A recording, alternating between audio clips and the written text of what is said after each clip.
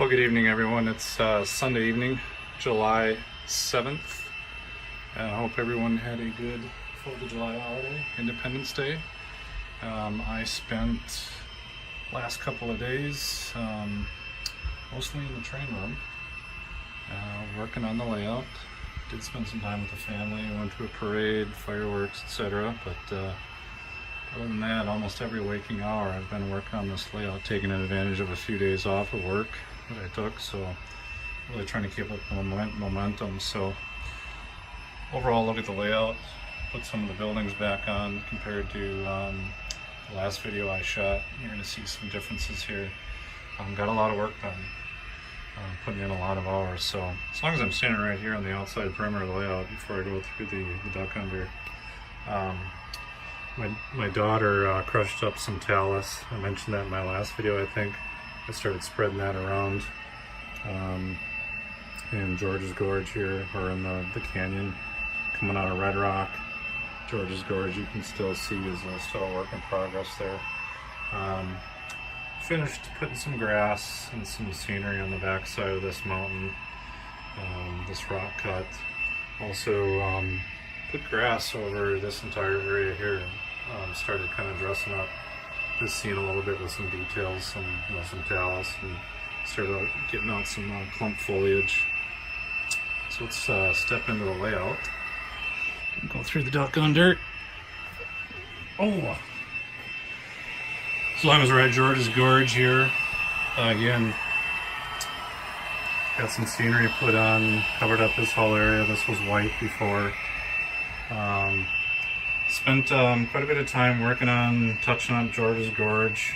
This was a kind of a painstaking process, getting these bridge abutments in, getting the rock carving done, getting it painted and stuff, but I think it's starting to come together. You can see the bridge abutments I got now. Got 2 coats of concrete paint there. Got some a lot of dark washes coming through the gorge. It's getting a little darker, so at some point I'll be ready to put some water in there. But I do like how this scene is coming together. I fought so hard and avoided this area because I didn't know what I was doing. But once I started working on it, it took some time. But it's kind of coming together. It's not the best, but it's a lot better than I expected. So here's the back side of it. Up here on the hill, I think last time we talked, this was still plaster cloth, so the rock work is carved in here and painted. Got the grass up there. Again, got some more talus in here. I replaced this whole section of track along here. Had a little problem with kinking, and I think got a little bit of track expansion, so I basically cut right here. Yeah, cut right there, and then this whole section of track, my last piece of flex track here. Also got, last time we talked, this tunnel here was still white, full of sculpted molds, so I got that covered with some scenery. At one point I was thinking of some cheesy idea, since I have some golfing figures from my last layout. I thought, well, maybe I'll put a tee off up here and I'll put a little par 3 green down here. I decided that was just way too cheesy, and if I had any kind of serious model railroading friends over, they would get pretty turned off by that ridiculous scene. So I just kind of went with more of a natural look here. We'll put some trees up there and maybe some bears and a Loch Ness monster, who knows. Let's see. Let's head over to here. Just kind of go clockwise. This tunnel portal has been replaced. So I ordered this and received it replacement about a week and a half ago, and I've been kind of gradually working on this off and on. But it's taller, it's a little wider, and it allows for my 86-foot box car to get through, and also my father's high-cube military Purple Heart car. So that was the reason for redoing that. So I cut it to size. I cut it many different times, cut it in half, cut the feet off, cut the sides off. I had to fit a tunnel portal in a very narrow space there. And then of course I painted it and put some washes on it, and I actually just hot glued it in tonight, so that's good. Over here just keep moving counterclockwise. Let's see. Did a little touch-up concrete work on my my engine facility pad here. It was starting to look pretty rough. Probably should have left it all nasty and dirty, but it was kind of bugging me, so I kind of touched it up because I had the concrete paint out because I was building a sidewalk for my my engine facilities here. So I just kind of roughed that in and cut out some grass. By the way, I did plant some new grass there. This was looking pretty rough last time, pretty beat up. So fresh grass, put some sidewalk in there. Still needed a couple more coats of concrete.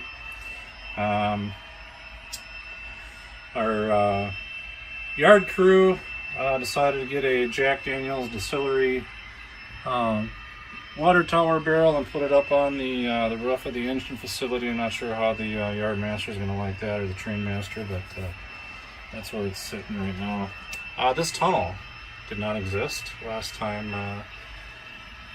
Posted an update back on June 24th, I think it was. There was a tunnel there, and I tore it out, and I have rebuilt it. Reason being, I needed to make it taller, and I needed to get under here to cut out some access so that this high cube box car would fit, and this 86-foot high cube would fit through that tunnel. So got it back into shape. The tunnel is back up again.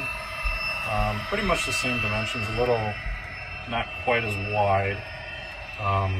But I also put some rock work on it this time. So I had a box of lightweight hydrocal rocks that I've had sitting around for a while. I cast all these using molds that I had. Finally put them to use here. So all around the rest of the layout, you know, I've done this kind of rock work, you know, carving strata. So over here, my son and I, we built this, put these kind of cast rocks on there, filled in the, hot glued them on there, filled in the gaps with some carving plaster by Woodland Scenics, let it dry, and then I colored it with washes, put some black on there. And then one thing I did tonight, just kind of ad hoc, I had some concrete paint left on my brush, and I just decided to kind of dry brush back and forth a little bit and highlight the peaks. I've seen a couple other demonstrations of that, and it really made these rocks pop. Okay, they looked okay before, but they were fairly dark and didn't have a lot of definition. But when I painted the tips with kind of that white concrete, you might be able to actually see it. It really brings out, makes them pop, and brings out kind of some depth and definition. So I do like that look. So we're gonna call those done. Tomorrow I'll probably get some grass up here, and start to kind of finish the scene, put some trees up there. All right, now we are in Granite Creek, and this is radically changed. Okay, so there's a lot of grass and weeds growing in here now, and buildings are in a little different configuration.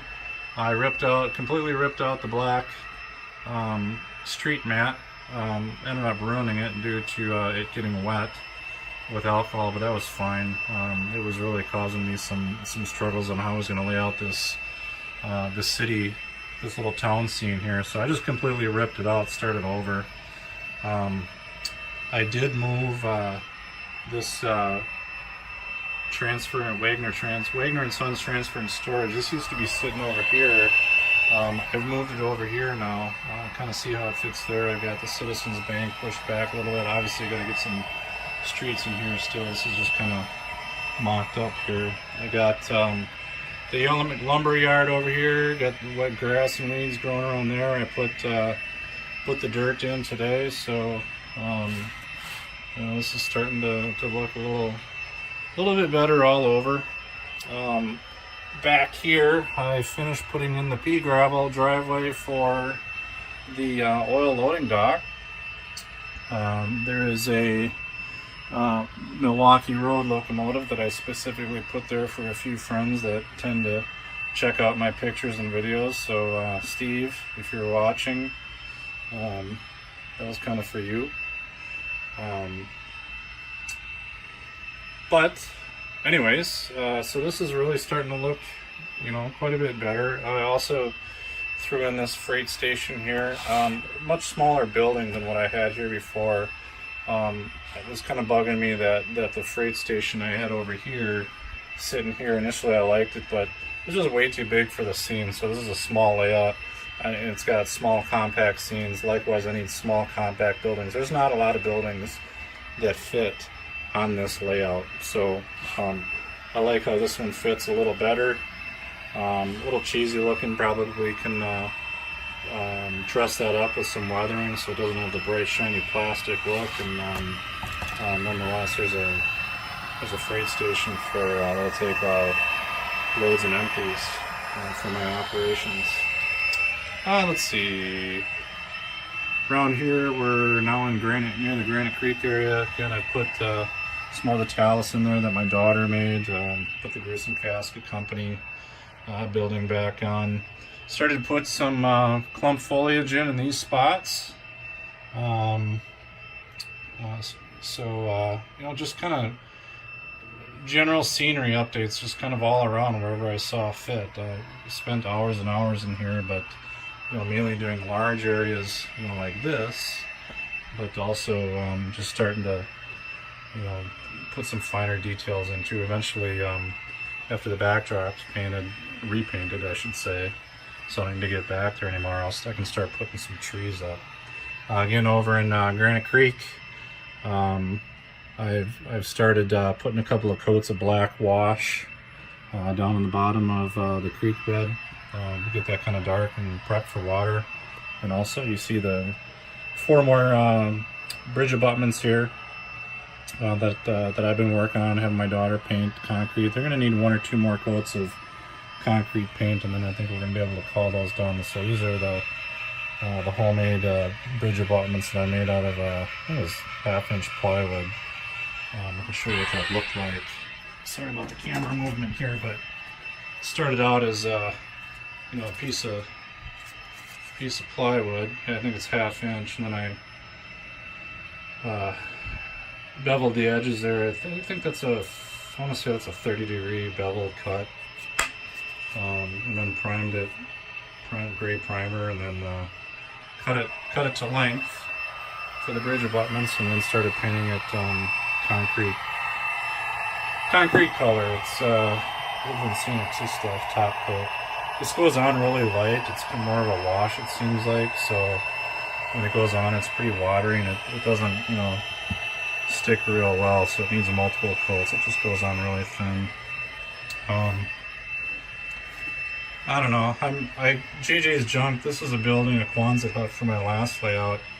I really wanted to find a spot for this on the layout. It used to be an industry that I could, deliver metal loads to. I don't really have an industry spur for it. Nonetheless, I was trying to find a little spot where I could just throw it down on the layout, even if we don't have a spot for loading and unloading. That's fine. I got plenty of industries on this small layout to switch, but for now I threw it in the back behind Prairie Co-op here. So I don't know if this is a pretty big area here, with not using much of that space. So I don't know, maybe I can use my imagination here that put up a little fence here, and JJ's Junk is got a property line cut in here strategically right near Prairie Co-op. So alright, I don't know, I feel like I'm missing an item or two, but I think next steps, we got to get some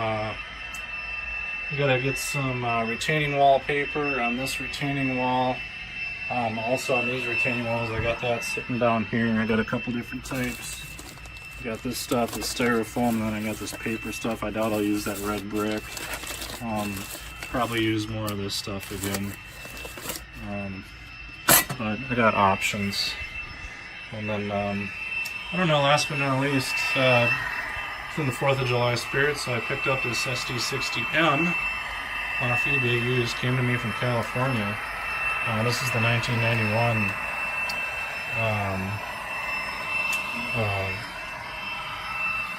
locomotive number 1991. This is what is this? The Gulf War. Yeah, this is the Gulf War paint scheme. I was in college when that was going on. And then this Burlington Northern hand painted Freedom caboose. I didn't paint that, but someone did. And anyways, probably won't see the rails until sometime next year, 4th of July next year. I also ordered, but it hasn't shown up yet in time, a SD40-2 in the Freedom paint scheme as well, so that'll probably come sometime next week. That would have been a nice lash up here, but on such short notice, this is what I was able to get. So that's about it. I'm going to cut this off at 16 minutes, 16 and a half minutes, and maybe with a little editing we'll get this under 15 minutes, and hope you enjoyed, and see you next time.